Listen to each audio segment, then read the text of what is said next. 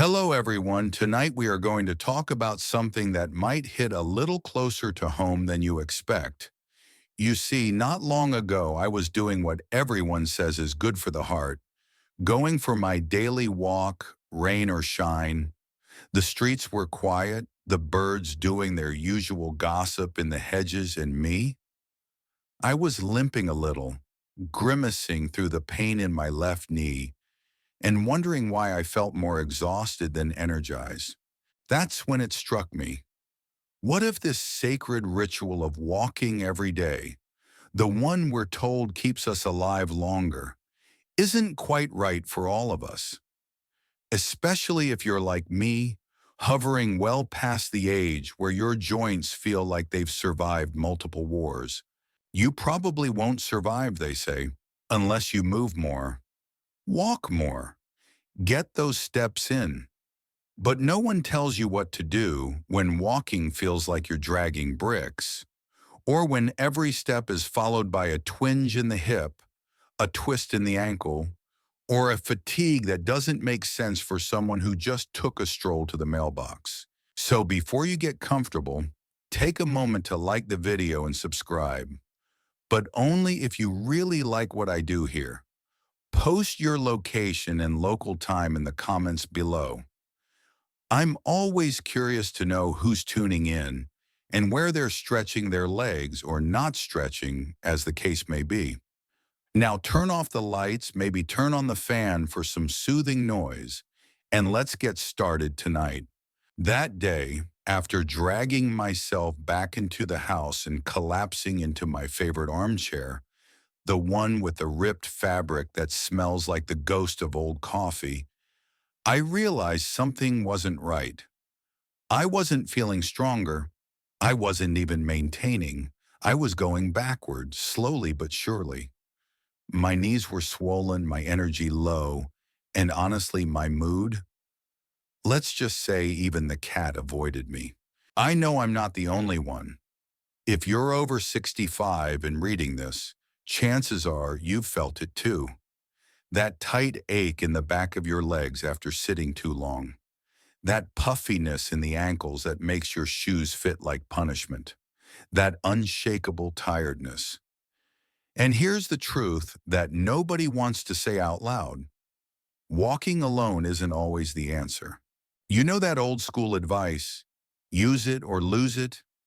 It's true, yes, but they never clarified how you're supposed to use it when your knees scream louder than your alarm clock. Even the experts now quietly admit something that used to be considered fitness blasphemy. Too much walking, especially the way most seniors do it, on hard concrete with poor posture and without support, can do more harm than good. You lose cartilage faster, your spine compresses unevenly, and you end up thinking you're doing good when you're actually just grinding your way to more injury. Here's an odd fact for you. Snails have a heart rate of around 30 to 40 beats per minute. Yep, and yet they move all their lives, slowly, deliberately, but without pressure. What if the key to long-term vitality isn't fast movement or high intensity, but thoughtful, rhythmic, low-impact repetition? There's an academic debate happening in the background too. Some researchers argue that cardio in old age should be redefined. Less about steps per day, more about vascular load management, which is a fancy way of saying your veins and arteries should be the stars of the show, not just your legs. And here's the kicker. The human heart isn't just affected by your pace. It responds to pressure, blood pressure, joint pressure, mental pressure. So what happens when the pressure of trying to do what's good for you becomes the very thing that burns you out? So I started looking. I mean really digging, not just Googling exercises for seniors, but talking to physical therapists, emailing cardiologists, even watching some surprisingly intense chair yoga videos filmed in church basements. What I discovered changed everything. There are smarter ways, gentler, quieter movements that not only spare your joints but actually help your heart do its job better. You won't find them on the cover of fitness magazines. They don't involve Lycra or Fitbits or glowing green smoothies, but they work. And the best part? You can do them from your kitchen chair, in your slippers, during commercials. Tonight, I want to show you what I found. But I won't just list exercises like some robotic coach. I'll take you through each one, the way I experienced them, the way they slowly peeled back the fog of fatigue, the pain, and, honestly, the hopelessness I didn't even know I had. We'll start next with the simplest of them all, one that made me feel like I had a second heart beating in my legs. The first time I tried the seated leg pump, I honestly felt a bit silly. There I was, perched on the edge of my creaky kitchen chair, lifting my heels up and down like I was tapping along to a song only I could hear. The cat looked unimpressed, but something told me to stick with it, and I'm so glad I did. You know that expression, don't judge a book by its cover?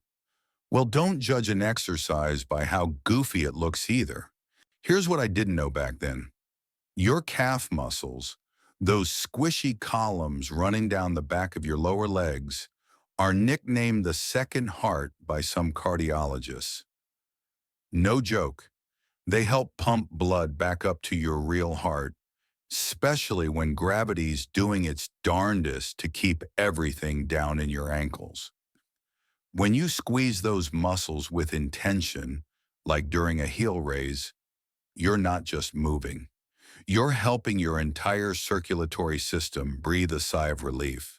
The first few times I did it, I kept it basic. Sitting tall, feet flat, shoulders back like I was back in school. I lifted my heels off the floor while keeping my toes planted, then reversed, lifting the toes while keeping the heels down. I didn't sweat, didn't groan, didn't even have to change out of my pajama pants. And yet, within a couple of days, my ankles looked less like overstuffed sausages. An old school wisdom gem. When you're still, you're stiff. But when you move with rhythm, even just a little, you wake up the parts of you that haven't given up. They've just been sleeping. That reminded me of my grandpa, actually. He used to sit in his armchair and tap his foot to the same three Johnny Cash songs every night. We all thought he was just bored, but maybe he knew something we didn't. Maybe that toe tapping was his secret to keeping his circulation going well into his 80s. He never had swollen ankles or cold feet, and he sure never forgot the lyrics. Now, I'd be lying if I said this exercise changed my life overnight, but it did change the direction I was heading in. It was the first tiny step, without actually stepping anywhere, that gave me a little energy back. My feet started feeling warmer. My lower back stopped barking every time I stood up. And mentally, I felt like I was doing something for myself, not to myself. There's a ridiculous sounding yet totally true fact that made me laugh when I found it. Astronauts use versions of this movement in space. Seriously, in microgravity, their blood doesn't return to the heart properly, so they use resistance bands and even pressure suits to mimic this pumping effect in their legs. And here I was, recreating my own little zero-gravity moment between sips of decaf. The funny thing about being older is that everyone expects you to be winding down, slowing your roll, taking it easy. But inside, I still have this little flicker, this tiny voice that wants to do something. It's not about running marathons or chasing dreams anymore. Sometimes it's just about not feeling like a lump of laundry left too long in the basket. The seated leg pump became my go-to during moments when I'd usually be passive, watching the news, talking on the phone, or waiting for the kettle to boil. I'd sneak in 20 pumps here, 15 there. No one noticed, but I felt the difference. It's part science, part rhythm, and part mindset. You begin to realize that wellness isn't always this huge, complicated thing. Sometimes it's just about getting the blood moving, checking in with your body, and remembering it's still yours. There's still a bit of academic tug of war about how much these micro movements actually help prevent deep vein thrombosis or reduce heart failure risk. Some experts say it's too gentle to make a difference. Others argue the consistency matters more than the intensity. Me? I don't need a university study to tell me what I can feel. My legs feel lighter, my steps feel safer, and my mornings feel less like a struggle. I also started doing them during long car rides. Pull over, stretch, sit upright, and heel toe, heel toe. The first time I did this at a rest stop, a younger guy gave me the oddest look. I smiled and told him, "Training for the Olympics, chair division." He cracked up. We both did. And for the first time in weeks, I didn't feel embarrassed about taking care of myself in public. It's not about pride, it's about presence. When you can feel your own feet, your own strength, your own will, no matter how small, it changes everything. So if you're sitting there right now, listening to this with cold toes or that all too familiar ache in your calves, try it. One heel up, hold, now down. One toe up, hold, now switch. Your second heart will thank you. I still remember the first morning I tried wall push-ups. It wasn't out of motivation, I'll be honest. I had just finished a disappointing attempt at making scrambled eggs. They were more like disappointed eggs. And I was leaning against the kitchen wall trying to steady myself when my hands just stayed there. Instead of walking away, I pushed. Once, then again, and again. No push-up mat, no yoga pants, just me, my pajamas, and a wall that had probably seen better wallpaper days. At first, I wasn't sure I was doing anything useful. I mean, how much could a gentle push against a wall really do? But then I felt it. That subtle pull across my shoulders, the gentle firmness in my chest, even a little wake up in my arms. Not pain, not strain, just presence. You know how people say stand tall like it's some confidence mantra? Well, wall push-ups actually made me stand taller. Literally. My posture improved. My lungs felt roomier. I wasn't even expecting that. The act of pushing against something solid, even gently, gave my body structure again. Old school wisdom says, push back when the world leans too hard on you. And you know what? My world had been leaning plenty. Aches, aging, feeling invisible in grocery store lines. But suddenly I was pushing back. Not hard, just enough. Wall push-ups work in a way that's sneakily powerful. They don't just target the chest and shoulders. They help your diaphragm, your posture, and even your breathing. Think of it this way.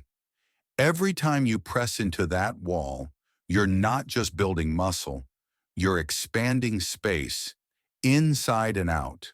There's this academic discussion floating around about positional muscle activation in senior populations. Sounds like something out of a medical journal, and it is. But the idea is simple. Our muscles remember positions even more than movement. Just standing in the right posture and engaging muscles slowly does wonders for coordination, nerve health, and strength retention as we age. So that morning, I did 5 wall push-ups.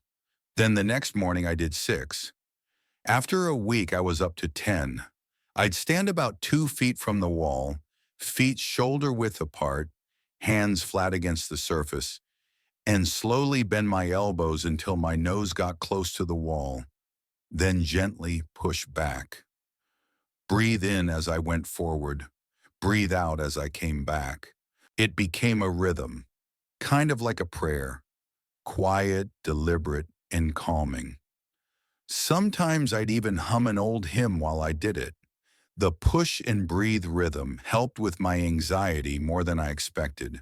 And speaking of rhythm, did you know that flamingos sleep standing on one leg because it requires less energy than lying down? Seriously, Their whole bodies are designed for efficiency. It made me think, maybe I've been overcomplicating strength this whole time. Maybe it doesn't take complicated routines or gym memberships. Maybe it just takes showing up to your own wall every morning and being there. A few weeks after I started, I noticed something curious. I wasn't leaning on the counter as much. I wasn't gripping the stair rail quite so tightly.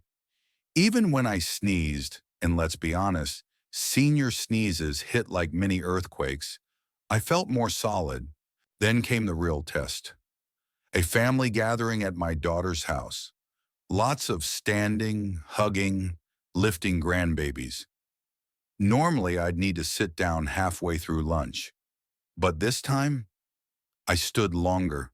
I felt lighter, more open. I could carry the potato salad and smile at the same time. The emotional shift was the real surprise. Every time I pressed against that wall, it was like I was pushing back the feeling that I was disappearing, that I was fragile, that I couldn't do anything real anymore. You ever feel that way? Like you've gone from being a person who does to a person who just sits? I did, for years. But this tiny ritual of pushing gently into a kitchen wall reminded me that I still have strength. I'm not here to just exist quietly.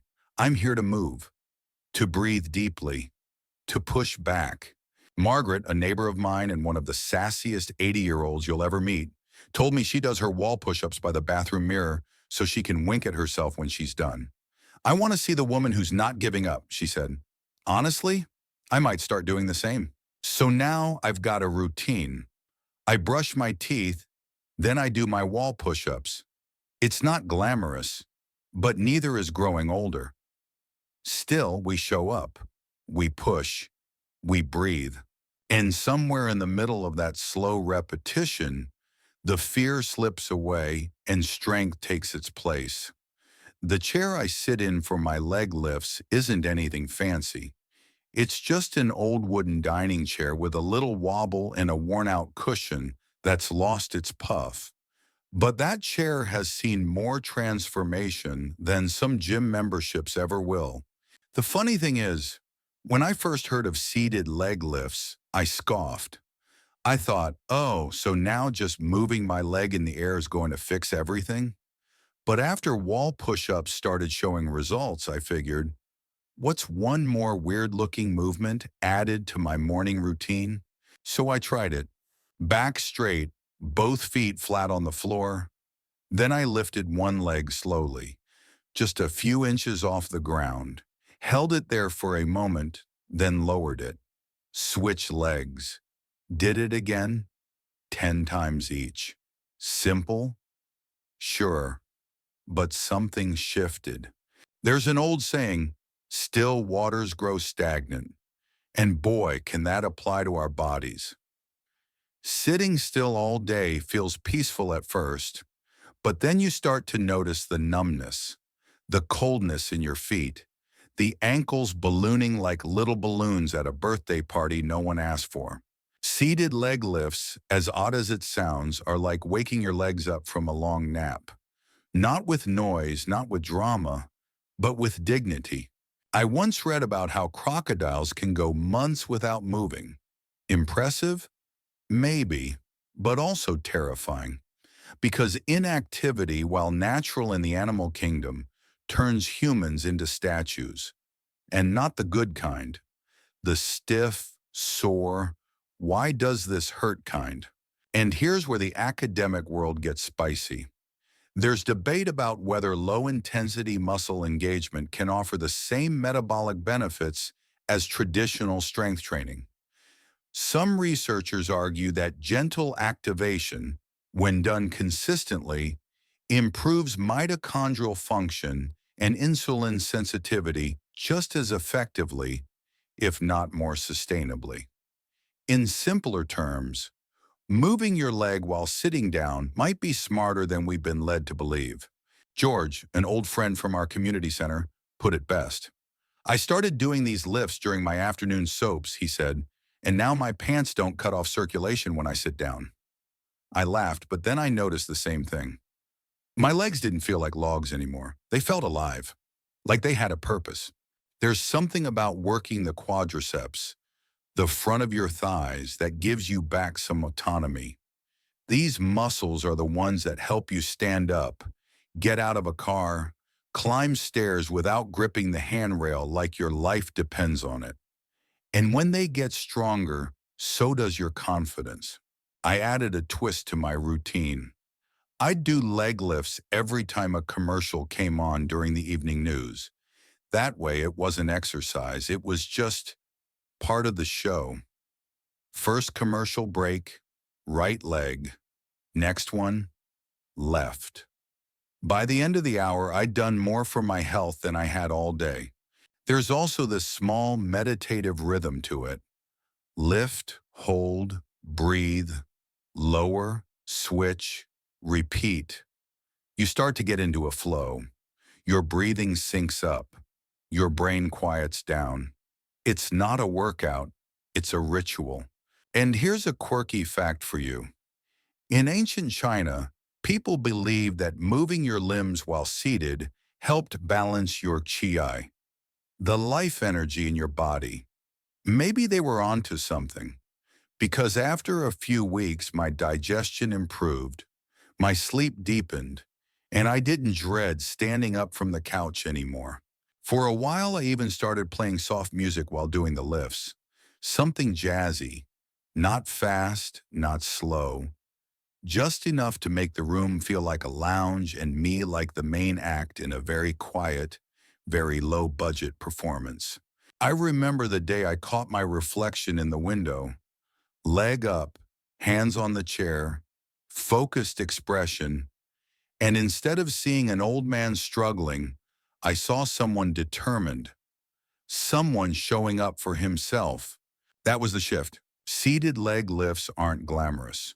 They won't win you medals, but they will earn you moments, like getting out of bed without groaning or walking through a grocery store aisle without clutching the cart for support. They gave me back a piece of my independence. And as anyone over 70 will tell you, independence isn't just freedom, it's fuel. It keeps your spirit going when everything else wants to slow down. So go ahead, find your own chair, make sure it's sturdy, sit up tall, and just start lifting, slowly, gently, but with intention. It doesn't matter how high. It only matters that you begin. You're not just moving your leg. You're reclaiming the space between stillness and strength. And that space, my friend, is where life begins again. It's amazing, isn't it? That something as small and quiet as a hand squeeze can speak so loudly to your heart. I wouldn't have believed it myself if I hadn't felt the change firsthand. Now, before I go full poetic on you, let me just paint the scene. I was sitting in my sunroom, nursing a lukewarm tea and flipping through a gardening catalog I had no real intention of ordering from. Next to me was a soft rubber stress ball I had picked up at a health fair years ago. It was yellow, shaped like a lemon, and for some reason I had never thrown it out. That day I picked it up without thinking and gave it a few gentle squeezes. Squeeze, hold, release.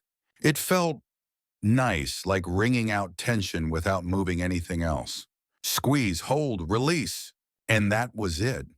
That was my start into the strange, wonderful world of hand grip exercises, a fitness trend so understated it flies completely under the radar.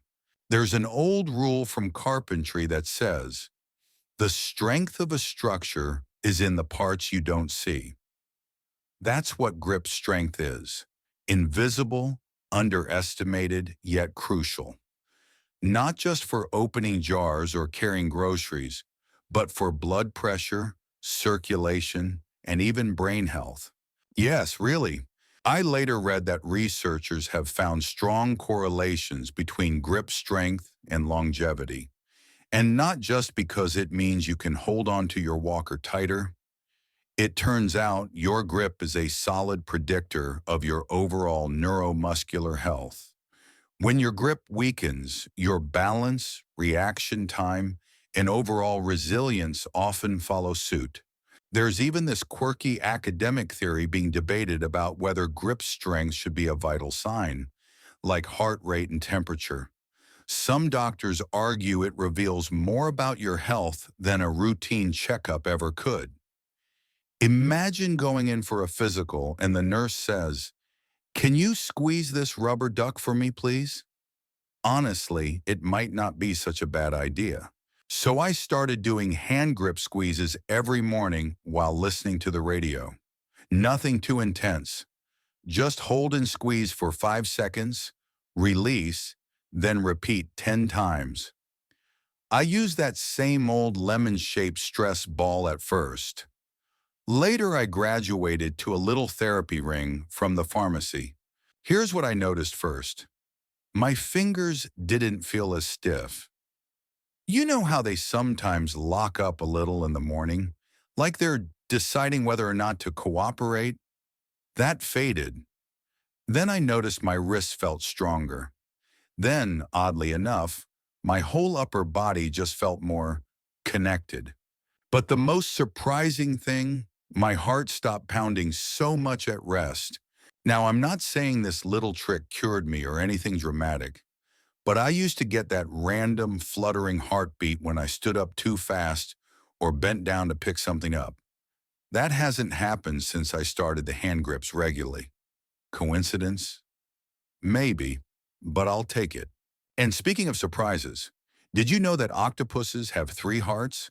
2 pump blood to the gills, and 1 pumps it to the rest of the body. The craziest part?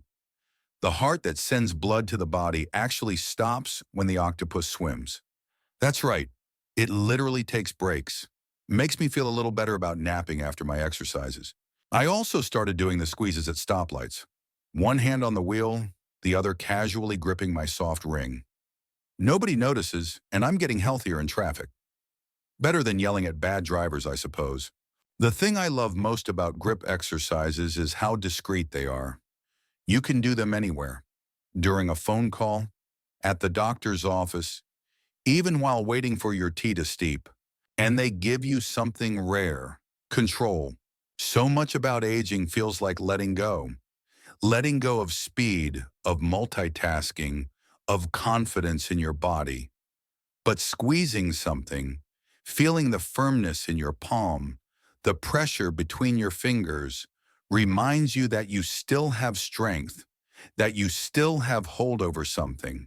My friend Ellen, bless her, keeps a little blue foam ball in every room. I once caught her squeezing one under the table during dinner. She winked and said, "Keeps my hands honest."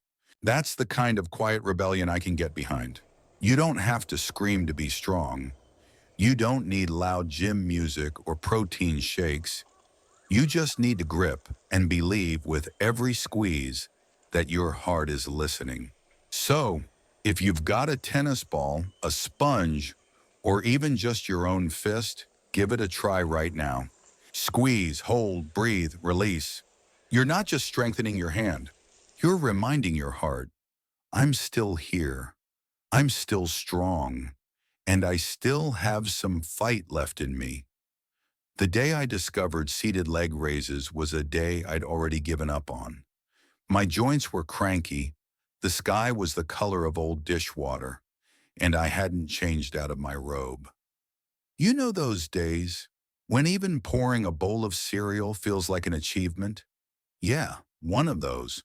I was sitting at the edge of my bed, debating whether I had the energy to shuffle to the living room, when I remembered something a nurse once told me. When in doubt, move something. It sounded vague at the time. Now, it's a bit of a mantra. So I sat up straight, planted my feet on the floor, took a breath, and lifted my leg. That's it. Just one leg. Straight out, held for a couple seconds, then lowered it. Then the other. No music, no timer, no drama. Just me and the quiet creak of old bones doing something, anything on purpose. And that tiny motion, it did more than any walk down the block ever had. Here's why seated leg raises matter more than they let on. They engage the quadriceps, the same muscles that help you get up from a chair, climb stairs, and maintain balance. These muscles are like the shock absorbers of the body.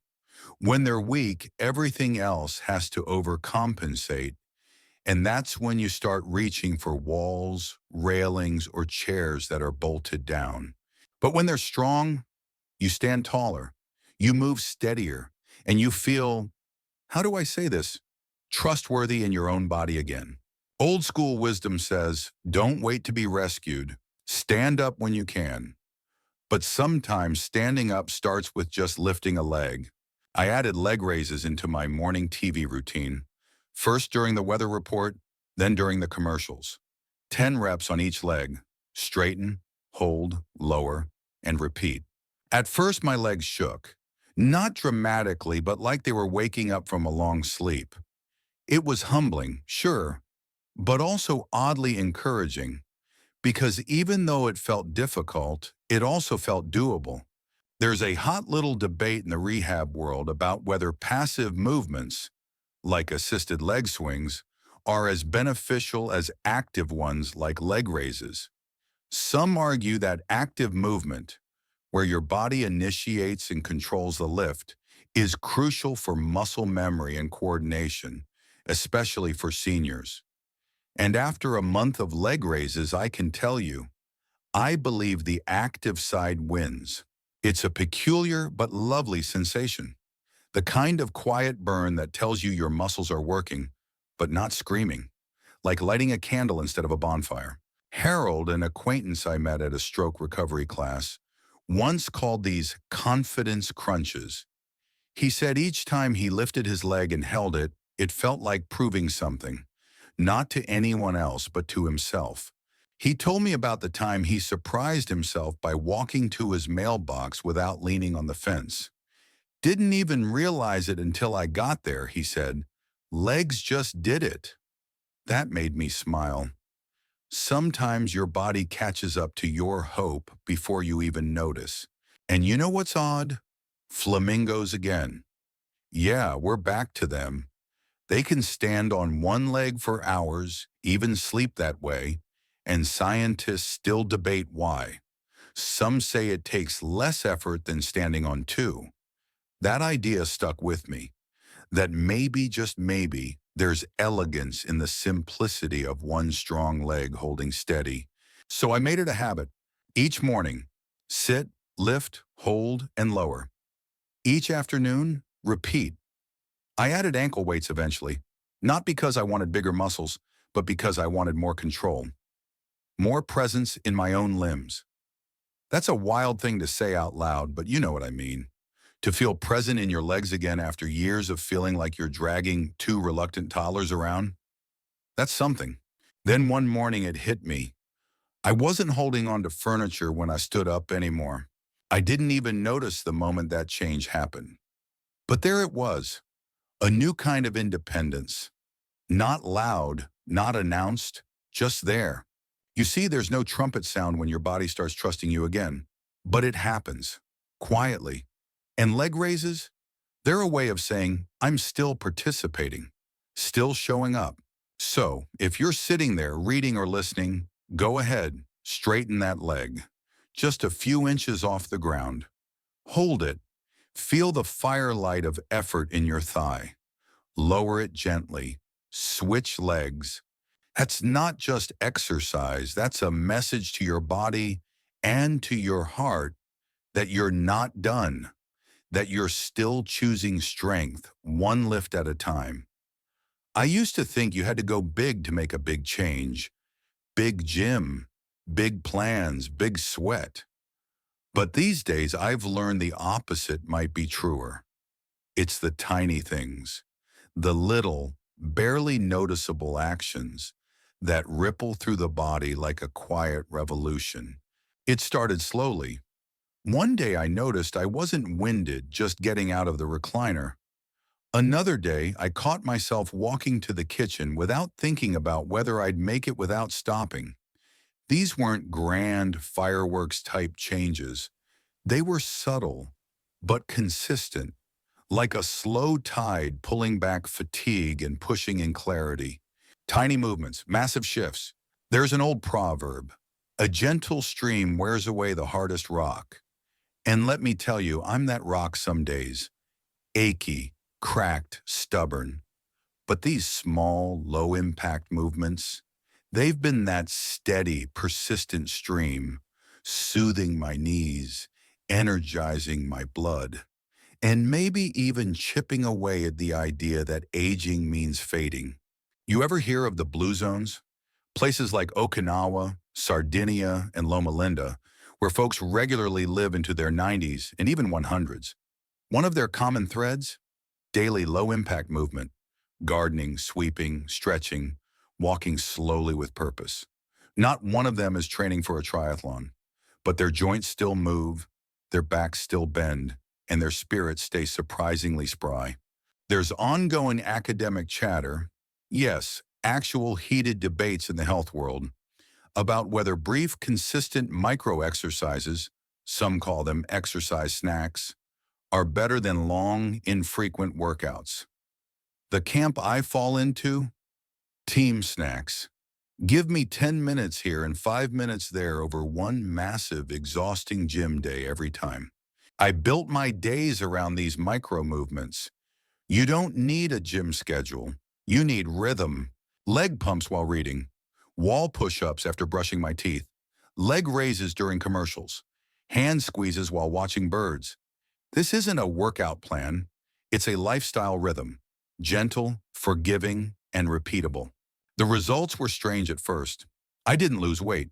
My pants still fit the same, but I started feeling lighter, more stable, and the fog, the one that usually rolled in after lunch, started lifting. I wasn't expecting the emotional benefits either. Moving my body, even in small ways, gave me a feeling I hadn't had in years. Momentum. Not speed, not power. Just the sense that my days weren't stuck in place anymore. And here's a random fact I stumbled upon during a late-night YouTube binge. Sloths move so slowly that algae grows on their fur. I laughed at first, thinking, well, that's me most mornings. But then I realized the difference. I'm choosing slow movement, not because I can't go faster, but because I want to be deliberate. That changes everything. Margaret, remember her? My neighbor who winks at herself in the mirror after wall push-ups. She says her tiny movements are her invisible workouts. She even made herself a checklist: 10 heel lifts, 10 leg raises, 10 wall pushes. She crosses them off like a to-do list and rewards herself with a cookie. I mean balance, right? I've taken it a step further. I've started narrating my movements like I'm hosting my own TV show. And now we lift the leg, engage the mighty thigh, and lower with the grace of a swan who's had one too many snacks. It keeps things fun. And laughter, my friend, is its own kind of cardio. But here's the most important part. These tiny movements aren't just for physical health. They're a rebellion against giving in, against shrinking, against settling into stillness as the only option. Because I've seen what happens when movement stops altogether.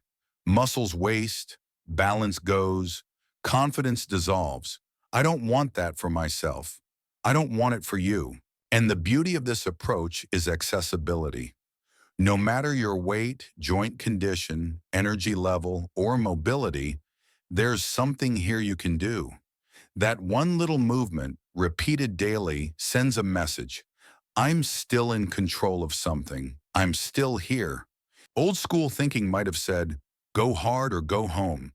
But at this age, I say, go gentle and stay home. In your chair, at your counter, on your porch. Move where you are, how you can. That's enough. So yes, tiny movements changed everything for me. They didn't shout, they whispered. But I was finally quiet enough to hear them.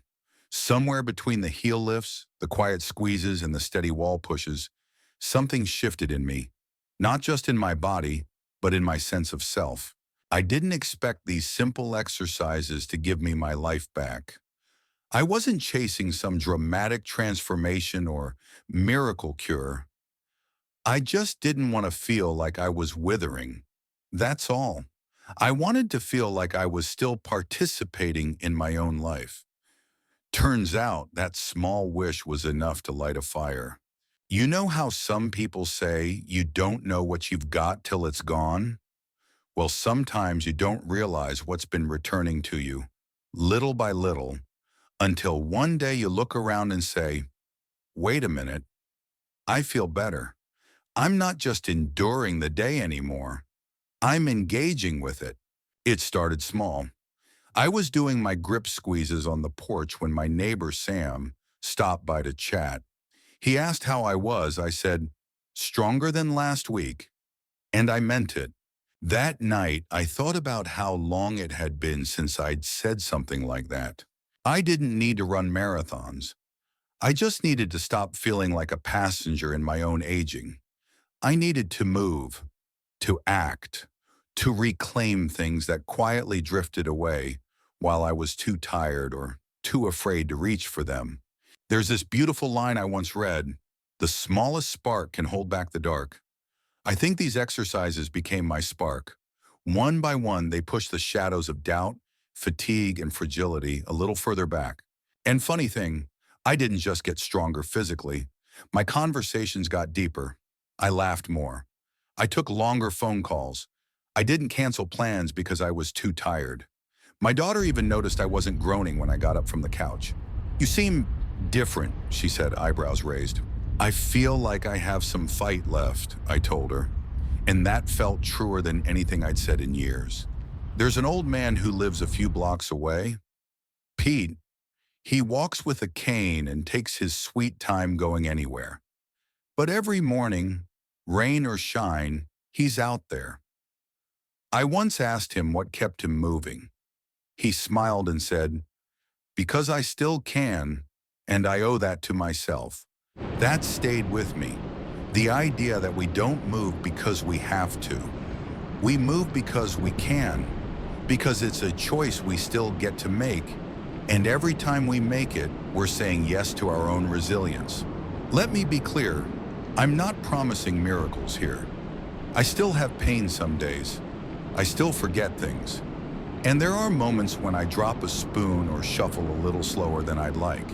But I no longer feel like I'm at the mercy of time. I feel like I'm part of the equation again. These 5 movements, each one accessible, simple, and honest, became tools for rebuilding not just my physical foundation, but my emotional one too. I call them my daily anchors. They root me to the present. They pull me back when I start drifting into fear or fatigue. If you're reading this and feeling skeptical, I get it. I was skeptical. I thought this stuff was too small to matter, too gentle to count. But now, I believe that gentle movement is the secret. In a world that shouts more, faster, harder, there's something deeply empowering about choosing slow, mindful motion, about whispering back to the chaos, "I'm still here." So what did I gain? Energy I thought was lost, sleep that actually feels restful, ankles that no longer feel like water balloons, shoulders that pull back a little taller, a heartbeat that feels steady, a sense of control in a season of life that often feels like letting go. But most importantly, I gained proof that I'm not finished. Not yet. Not by a long shot. And if you're still here with me, listening, reading, squeezing that stress ball, or sitting a little taller in your chair, I want to say this. You're not finished either. There's still a spark in you. And maybe all it needs is a gentle leg lift, a firm push against a wall, or a quiet moment to move with purpose. You're not just surviving. You're shaping your days again, one tiny powerful motion at a time.